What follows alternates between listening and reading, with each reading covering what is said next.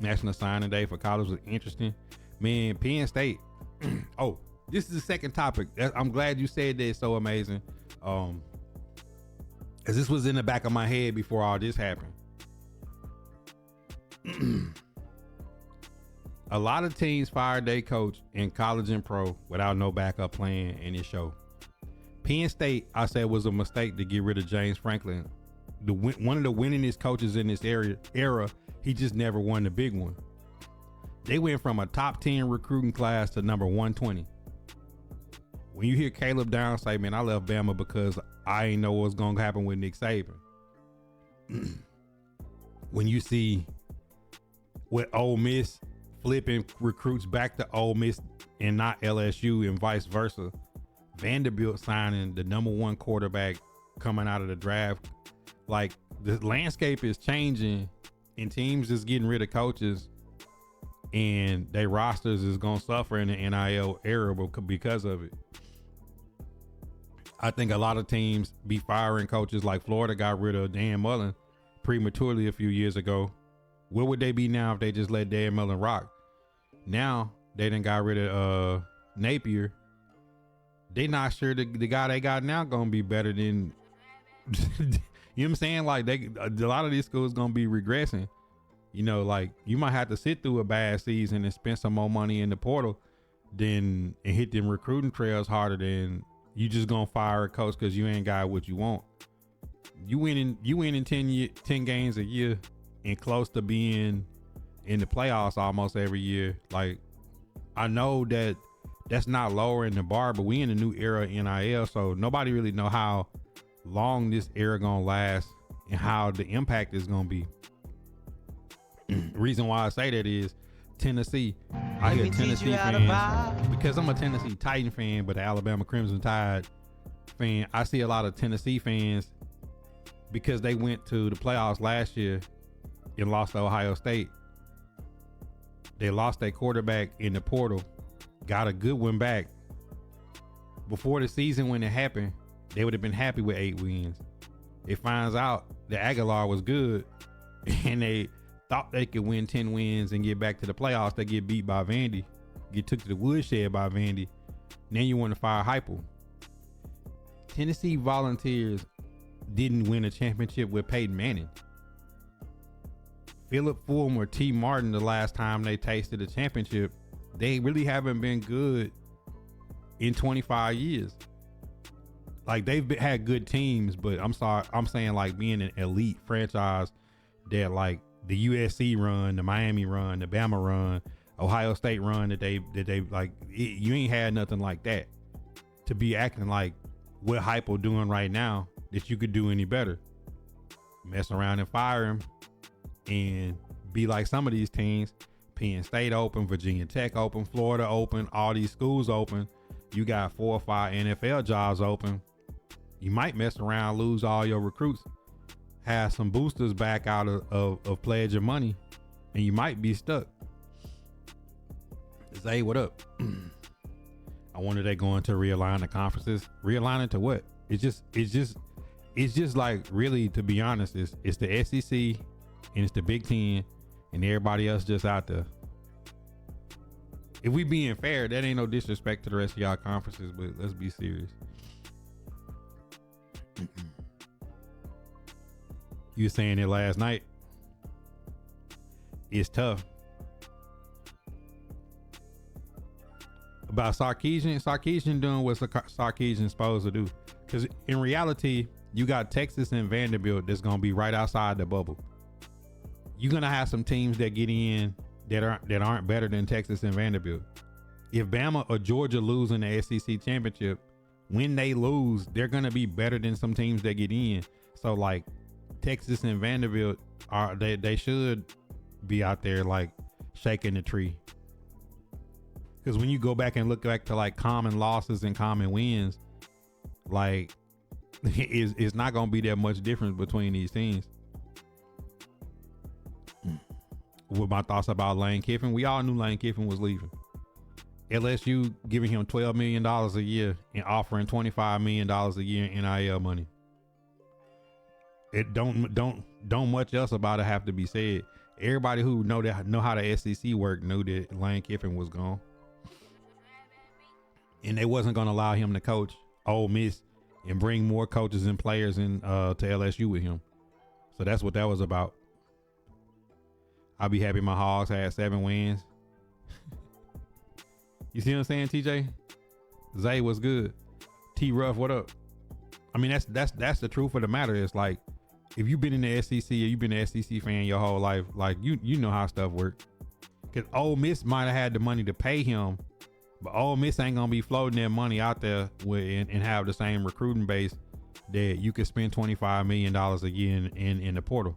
Like, y'all have any clue? Like, just wrap your mind around every year with the LSU recruiting base and just the history of LSU players that come out into the NFL, and you can spend $25 million a year. Like, how you think Ohio State looked the way it looked? Ohio State been spending the most money in NIL. They was ready to get rid of Ryan Day till they opened their pocketbook. Then you get Quinshawn Juggins and Travion Henderson and Jack Sawyer, and you got Caleb Downs, and man, you just start going through Jeremiah Smith, Jackson Smith and Jigba, Olave, like, you know what I'm saying? Like, all Garrett Wilson, like, you just start going like, bro, how many players is there, bro? Like, you just going out and getting, and you can't knock it. You can't be mad at it because they believe in themselves. Texas Tech spent their bag this year and see where they at. Hartline going to USF, and that's gonna hurt them recruiting because Hartline is the offensive mind, and some of them receivers gonna be splitting duty. He gonna take some of them receivers with him. LSU got that Texas money. I think if BYU beats Texas Tech, they make the CFP. Some of them got the automatic bids.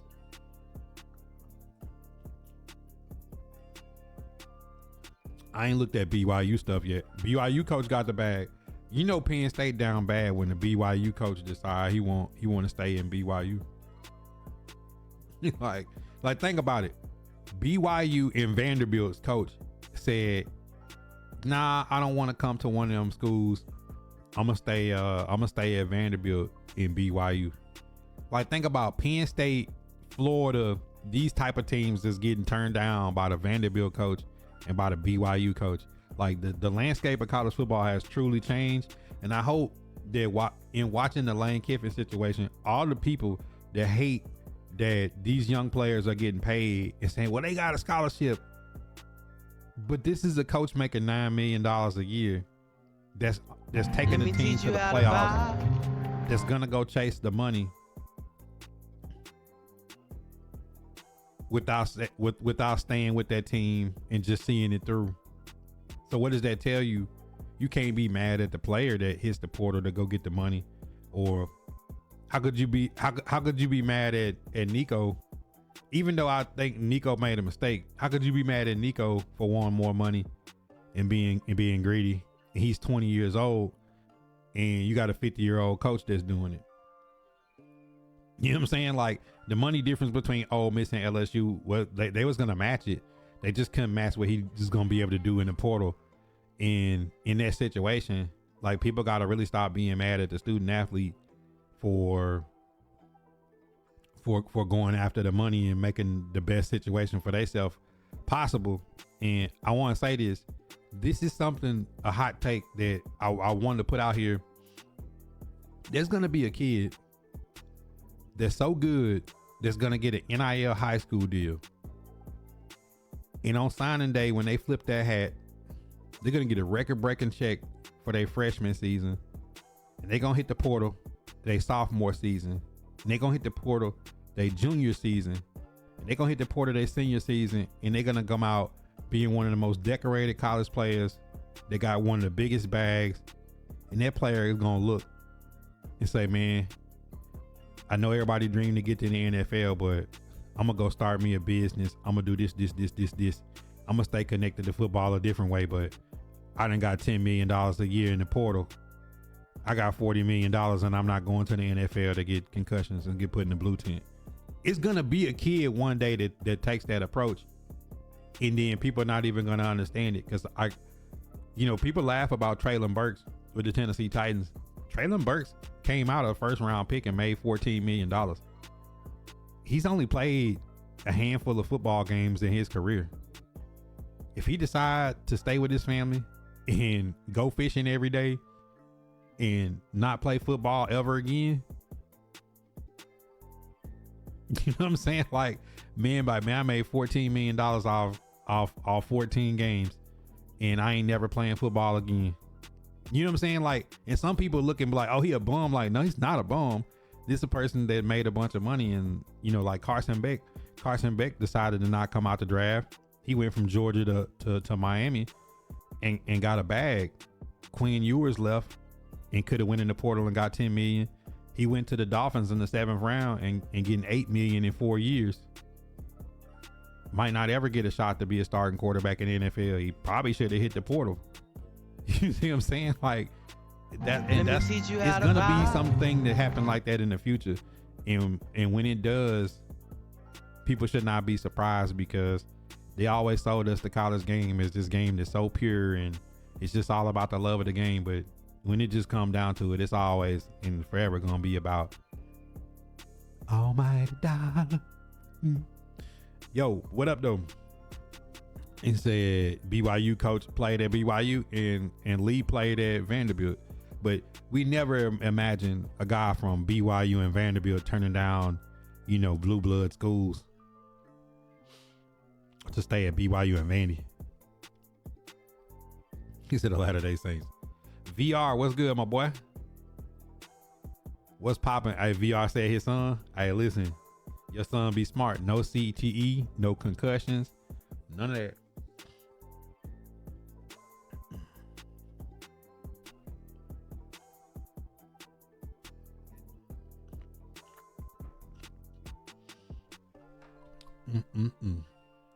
Y'all got any more questions? Shoot.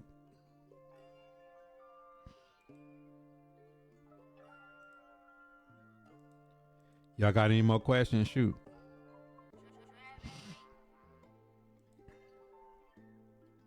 Man, mental health is pretty good today, Stat. You think it gonna be structure before that happens? How can you put structure on it? They moved the signing day period back. So the signing day period ends because the semester starts over. So you want it to end now. So when January hit, people can go to their new schools and the semesters won't be thrown off. There's really no way to do it. Ole Miss won't allow Lane Kiffin to coach and go to LSU because it's going to affect their signings and their deals. So it's like, nah, if you're going to go. We're going to keep our players and our coaches here and you got to start over there. LSU is like, nah, you finna come over here and start recruiting now if we're going to spend $25 million a year if that's in your deal. So how can you restructure it? Because you want people to play through the bowl season, but the contracts is going to end premature to that. You know what I'm saying?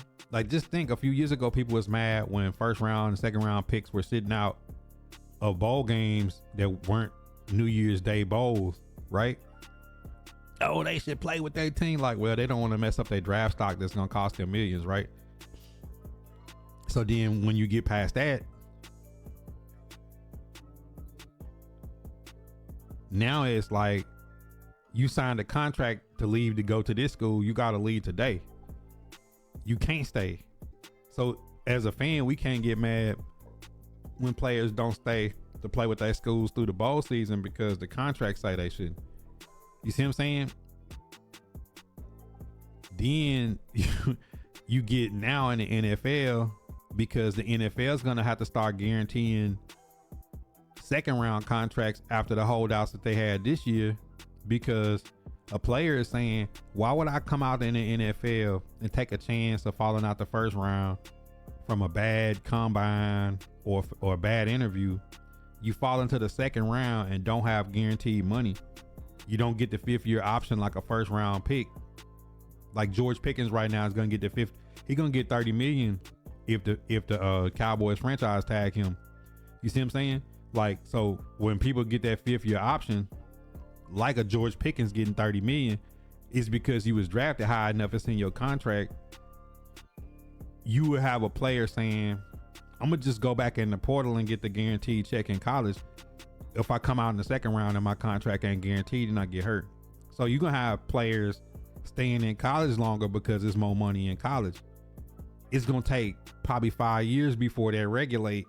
And then meanwhile, every draft class further and further down is probably gonna get to the point that a top 100 pick will get a fully guaranteed contract.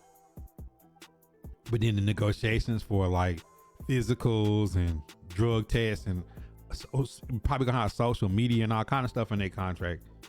Like look at Abdul Carter, Tennessee Titans. They're like, oh, y'all need to trade the first round, either draft Abdul Carter or trade back. Don't get Cam Ward and Shador. They suck. This dude missing meetings and cussing out the media, and Jackson Dart over there don't want to slide. He say he gonna continue to play reckless. He stay in the blue tent. Like teams gonna start trying to protect themselves as much as the players is. 35 championships. Now he doing college, like high school. 2-year contracts for kids. Say it might be an option. Coach said, what up? B Walker, what to do, player? But that's crazy though to think like that's where we're going to. That's what we're getting to, is a whole new era of. Imagine the day a person like, man, I ain't going to the NFL draft. Ain't no money in it. Let me teach you how to buy. Go back into the college portal. You know what I'm saying? So if you Ryan Williams, if you Ryan Williams or Cam Coleman or somebody, like, do you stay and try to play college 4 years?